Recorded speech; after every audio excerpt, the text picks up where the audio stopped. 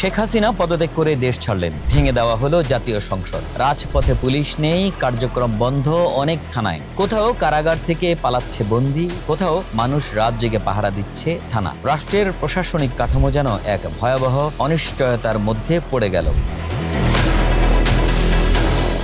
স্বৈরাচার শেখ হাসিনার পতনের পর 5 আগস্ট থেকে 8 আগস্ট এই 3 দিনে বাংলাদেশে ঠিক কি ঘটেছিল, কারা রাষ্ট্রের গুরুত্বপূর্ণ সিদ্ধান্তগুলো নিচ্ছিলেন, আর কিভাবে শেষ পর্যন্ত গঠিত হলো অন্তর্বর্তী সরকার। চলুন ফিরে দেখা যাক 2024 সালের সেই 3 দিন অর্থাৎ 72 ঘন্টার ঘটনা প্রবাহ। 5 আগস্ট হাসিনার পতন। বৈষম্য বিরোধী ছাত্র আন্দোলনের মার্চ টু ঢাকা কর্মসূচির মধ্য দিয়ে 5 আগস্ট শেখ হাসিনা প্রধানমন্ত্রীর পদ থেকে পদত্যাগ করে ছোট বোন রেহানাকে নিয়ে ভারতে পলায়ন করেন। শেখ হাসিনার পালিয়ে যাবার খবর ছড়িয়ে পড়তেই হাজারো মানুষ ঢুকে পড়ে গণভবন, প্রধানমন্ত্রীর কার্যালয় ও সংসদ ভবনে। বিভিন্ন স্থানে ভাঙচুর, লুটপাট ও অগ্নিসংযোগের ঘটনা ঘটে। পুলিশ ও আওয়ামী লীগের সঙ্গে সাধারণ জনতার সংঘর্ষ ও হামলায় বহু মানুষের মৃত্যুর খবর আসে। পুলিশের গুলিতে ছাত্র জনতার মৃত্যুর সংখ্যা বাড়লে জনতার রোষানলে পড়ে পুলিশ। এর মধ্যেই বিকেলে সেনাপ্রধান জেনারেল ওয়াকারুজ্জামান জানান, হাসিনা পদত্যাগ করেছেন এবং একটি অন্তর্বর্তী সরকার গঠন করে রাষ্ট্রীয় কার্যক্রম পরিচালনা করা হবে। সন্ধ্যায় বঙ্গভবনে রাষ্ট্রপতি মোহাম্মদ শাহাবুদ্দিনের সঙ্গে 3 বাহিনীর প্রধান, রাজনৈতিক দলের নেতা ও ছাত্র প্রতিনিধিদের বৈঠক হয়। বৈঠক শেষে রাষ্ট্রপতি জানান, দ্রুত অন্তর্বর্তী সরকার গঠন করা হবে এবং জাতীয় সংসদ বিলুপ্ত করা হবে। একই সঙ্গে সাবেক প্রধানমন্ত্রী খালেদা জিয়ার মুক্তির সিদ্ধান্তের কথাও জানানো হয়। পরদিন রাষ্ট্রপতি দ্বাদশ জাতীয় সংসদ বিলুপ্ত ঘোষণা করেন। একই সঙ্গে শান্তিতে নোবেল বিজয়ী ডক্টর মোহাম্মদ ইউনূসকে প্রধান করে অন্তর্বর্তী সরকার গঠনের সিদ্ধান্তের কথাও জানানো হয়। সাবেক প্রধানমন্ত্রী খালেদা জিয়াকেও দণ্ড থেকে মুক্তি দেওয়ার সিদ্ধান্ত ও আন্দোলন ঘিরে বিভিন্ন মামলায় গ্রেপ্তার হওয়া 2000-এর বেশি মানুষকে জামিনে মুক্তির তথ্যও পাওয়া যায়। ওই দিন বিমানবন্দর থেকে আটক করা হয় সাবেক তথ্য প্রযুক্তি প্রতিমন্ত্রী জুনায়েদ আহমেদ পলকে।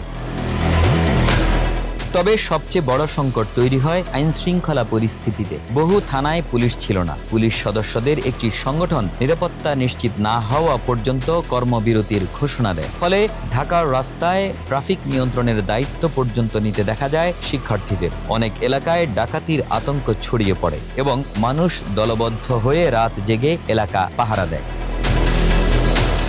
ওই দিন পুলিশের আইজিপি পরিবর্তন করা হয়। সেনাবাহিনীতেও গুরুত্বপূর্ণ কয়েকটি পদে রদবদল আসে। মেজর জেনারেল জিয়াউল আহসানকে চাকরি থেকে অব্যাহতি দেওয়ার ঘোষণা দেওয়া হয়। এরই মধ্যে গাজীপুরের কাশিমপুর হাই সিকিউরিটি কারাগার থেকে 209 বন্দী পালিয়ে যাওয়ার ঘটনা ঘটে। দীর্ঘদিন গুম থাকা কয়েকজন ব্যক্তিও ফিরে আসার খবর আসে। গোপন বন্দিশালা আয়নাঘরে হাসিনা তাদের আটকে রেখেছিল বলে জানা যায়। 7 আগস্ট সেনাপ্রধান জানান, পরদিন বিকেলে বা সন্ধ্যায় অন্তর্বর্তী সরকারের শপথ হতে পারে। একই সময়ে ফ্রান্স থেকে বাংলাদেশের উদ্দেশ্যে রওনা হন ডক্টর মোহাম্মদ ইউনূস। ওই দিনই শ্রম আইন লঙ্ঘনের মামলায় ইউনূসের 6 মাসের কারাদণ্ডের রায় বাতিল করে শ্রম আপিলেট ট্রাইব্যুনাল। কুষ্টিয়া জেলা কারাগার থেকে 99 বন্দী পালিয়ে যাওয়ার ঘটনা ঘটে। তবে গুলির শব্দে কিছু বন্দী আবার কারাগারে ফিরেও আসে। রাজনৈতিক অঙ্গনেও তৎপরতা বাড়ে। 7 আগস্ট নয়াপল্টনে সমাবেশ করে দ্রুত নির্বাচনের দাবি জানায় বিএনপি। সমাবেশে বহু বছর পর ভার্চুয়াল বক্তব্য দেন খালেদা জিয়া ও তারেক রহমান। এদিকে নতুন আইজিপি মোহাম্মদ মঈনুল ইসলাম পুলিশের সাম্প্রতিক ভূমিকার জন্য দুঃখ প্রকাশ করে তদন্তের প্রতিশ্রুতি দেন। রাস্তায় তখনও পুলিশের উপস্থিতি ছিল সীমিত। বিভিন্ন এলাকায় শিক্ষার্থীরাই ট্রাফিক নিয়ন্ত্রণ করছিলেন। একই দিনে র্যাব মহাপরিচালক ও ডিএমপি কমিশনার সহ কয়েকজন ঊর্ধ্বতন কর্মকর্তাকে বদলি করা হয়। 8 আগস্ট দেশে ফেরেন ডক্টর মোহাম্মদ ইউনূস। বিমানবন্দরে তাকে স্বাগত জানান 3 বাহিনীর প্রধান ও বৈষম্য বিরোধী ছাত্র আন্দোলনের সমন্বয়করা। দেশে ফিরেই তিনি বলেন, আইনশৃঙ্খলা ফিরিয়ে আনাই হবে তার সরকারের প্রথম কাজ। এর আগে সেনা সদরে বৈঠকে 24 ঘন্টার মধ্যে সেনাবাহিনীর সহায়তায় দেশের সব থানার কার্যক্রম শুরু করার সিদ্ধান্ত নেওয়া হয়। অস্থিরতার মধ্যেই নতুন অ্যাটর্নি জেনারেল নিয়োগ, কূটনৈতিক মিশনের কার্যক্রমে সাময়িক পরিবর্তন এবং বিভিন্ন প্রশাসনিক পদে রদবদল চলতে থাকে। একই সঙ্গে দেশের বিভিন্ন এলাকায় চুরি, ছিনতাই ও ডাকাতির খবরও আসতে থাকে। অবশেষে ৮ আগস্ট বঙ্গভবনে শপথ নেয় অন্তর্বর্তী সরকার। প্রধান উপদেষ্টা হিসেবে শপথ নেন অধ্যাপক মোহাম্মদ ইউনূস। তার সঙ্গে ১৩ জন উপদেষ্টাও শপথ নেন। তাদের মধ্যে বৈষম্য বিরোধী ছাত্র আন্দোলনের সমন্বয়ক নাহিদ ইসলাম ও আসিফ মাহমুদ সজীব ভূঁইয়াও ছিলেন।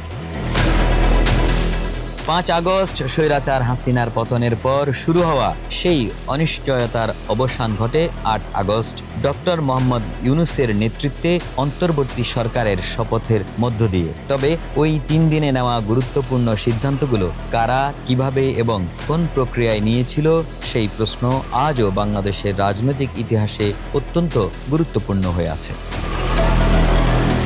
হাসান জিহাদির প্রতিবেদনে, ডেস্ক রিপোর্ট, মানবকণ্ঠ।